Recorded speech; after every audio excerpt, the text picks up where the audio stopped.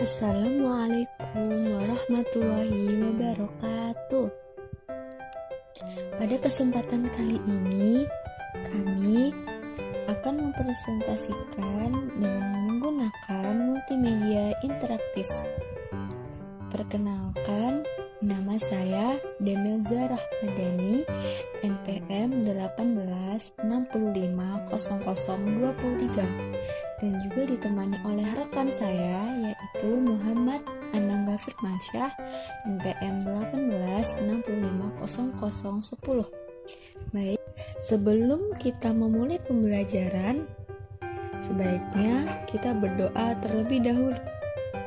Berdoa dengan kepercayaan masing-masing. Berdoa. Mulai.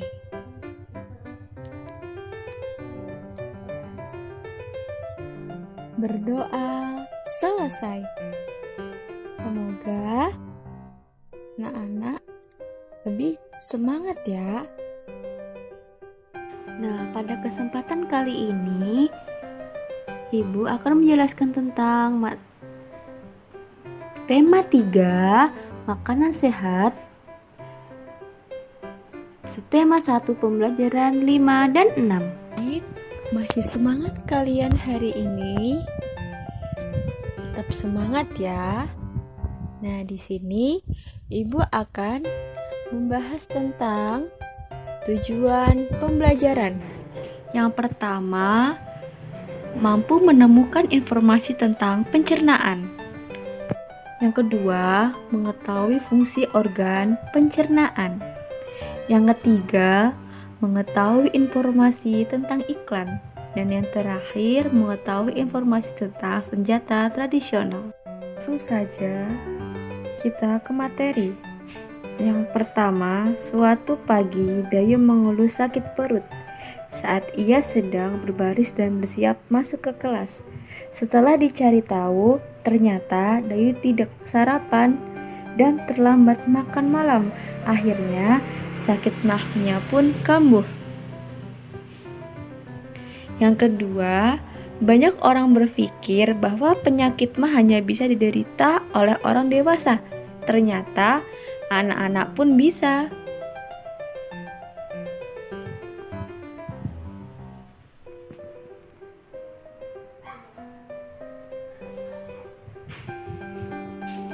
Apa penyebabnya?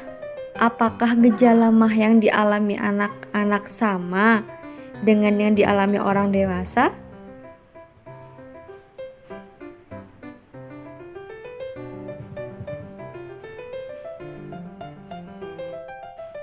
Penyebabnya adalah pada anak-anak yang mudah memproduksi gas pada lambungnya memiliki pantangan makanan. Misalnya, tidak boleh makan pedas dan asam.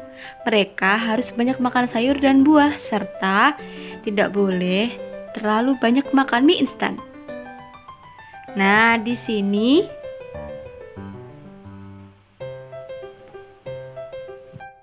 jadi harus dihindari ya anak-anak makan makanan mie instan agar tubuh tetap sehat. Untuk mencerna makanan diperlukan organ pencernaan. Bahan makanan yang kita makan tidak langsung diserap oleh sel-sel tubuh, namun harus dicerna melalui pencernaan. Selanjutnya, sistem pencernaan adalah proses yang mengubah makanan jadi sari-sari makanan. Ada dua, pencernaan mekanik, yaitu proses mengubah makanan yang lebih kecil dan lembut. Proses kimiawi mengubah makanan menjadi zat yang lebih kompleks dan sederhana melalui enzim sehingga mudah diserap oleh tubuh. Nah, di sini ada bagian-bagian dari sistem pencernaan. Yang pertama ada mulut, kerongkongan, yang ketiga lambung, yang keempat usus halus, usus besar, dan yang terakhir anus. Sekarang kita akan belajar lebih dalam lagi. Ada fungsi yang pertama yaitu mulut. Berfungsi untuk mengunyah makanan menjadi lebih halus agar lebih mudah ditelan. Makanan melalui mulut akan mengalami proses pencernaan secara kimiawi dan mekanik. Yang membantu proses pencernaan adalah lidah, gigi, dan kelenjar air liur. Fungsi yang kedua yaitu kerongkongan adalah saluran yang menjadi penghubung antara rongga mulut dan lambung. Memiliki dua bagian faring dan esofagus dan dapat melakukan gerakan peristik, yaitu gerakan meremas-remas untuk mendorong makanan sedikit ke dalam lambung. Lambung berfungsi untuk tempat menyimpan makanan sementara sebelum disalurkan ke organ. Kedua, memecah dan mengaduk makanan dengan mekanisme gerak. Tiga, dan menghancurkan makanan dengan bantuan enzim dalam lambung. Yang selanjutnya yaitu usus halus. Berfungsi sebagai tempat penyerapan sari-sari makanan. Nah, di dalam usus halus ini terjadi pencernaan kimiawi saja dan terbagi menjadi 3 bagian, yaitu usus 12 jari, usus kosong, dan usus penyerapan. Nah, yang terakhir anak-anak yaitu usus besar. Usus besar anak-anak berfungsi untuk proses pembusukan sisa-sisa makanan yang tidak dapat diserap oleh usus halus. Proses pembusukan dalam usus besar dibantu oleh bakteri yang bernama Escherichia coli. Selanjutnya, sisa makanan yang tidak bisa diserap lagi atau sudah habis nutrisinya akan dikeluarkan dalam bentuk feses.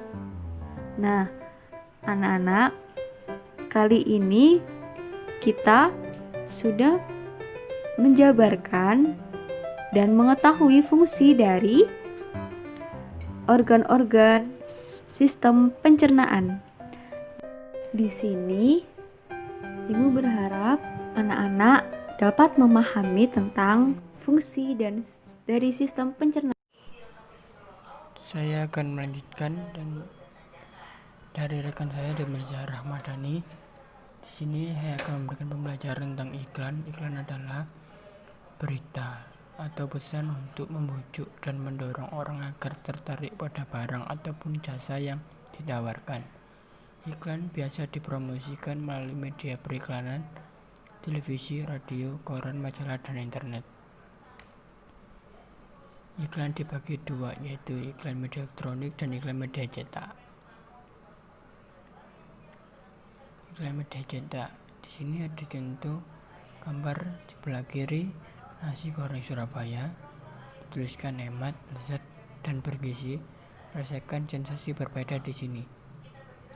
Di sebelah kanan ada gambar resik mesin cuci dengan bertuliskan bawahnya itu program dapat diatur sesuai kebutuhan, mampu mencuci bed cover dan bermacam-macam boneka, tabung stainless dan steel. Ini contoh dua gambar iklan media cetak yang mempunyai kelebihan dari masing-masing iklan tersebut supaya bisa menarik orang dan mendorong agar berminat untuk ke iklan tersebut. Selanjutnya iklan media elektronik. Ini ada internet vakansa, internetan 24 jam di semua jaringan. Di sebelah kanan ada iklan media elektronik menawarkan televisi, satu-satunya LED TV yang bergaransi 5 tahun termasuk panel LED. Ini dua iklan media elektronik. Selanjutnya, perbedaan iklan media cetak dan media elektronik, yaitu iklan media cetak adalah media untuk mempromosikan suatu produk dalam media cetak yang berupa gambar, tapi tidak ada suaranya, seperti koran, majalah, dan lain-lain. Dan iklan media elektronik adalah media iklan yang disebarkan melalui media elektronik seperti TV, radio, dan internet, berupa gambar dan suara. Contohnya seperti iklan TV dan yang sering kita jumpai di internet. Dalam membuat iklan perlu diperhatikan ciri-ciri bahasa iklan. Iklan yang baik biasanya bersifat diantaranya informatif, yaitu memberi atau mengandung informasi yang bermanfaat. Sugestif, maksudnya kalimat atau kata-katanya mampu menarik perhatian konsumen. Komunikatif, maksudnya kalimat atau kata yang dipakai mudah dipahami agar konsumen langsung paham pada iklan yang ditawarkan. Singkat dan padat, maksudnya hanya menggunakan kata-kata yang diperlukan saja, namun memiliki cakupan makna yang cukup luas sehingga mampu menggambarkan keseluruhan isi iklan. Selanjutnya ke materi senjata tradisional. Indonesia terdiri dari 34 provinsi yang tersebar dari Sabang sampai Merauke. Setiap provinsi memiliki berbagai kekayaan alam, adat istiadat, serta beragam kebudayaan lainnya. Kebudayaan tersebut meliputi rumah adat, upacara adat, tari tradisional, bahkan juga senjata tradisional. Negara kepulauan ini pun sudah diakui oleh dunia luar karena kekentalan budayanya. Salah satu budaya yang akan dibahas pada pembelajaran kali ini adalah senjata tradisional dari Indonesia. Ini ada rencong dari daerah Aceh, senjata tradisionalnya, kelewang dari Sumatera Selatan, kujang dari Sunda, keris dari Jawa,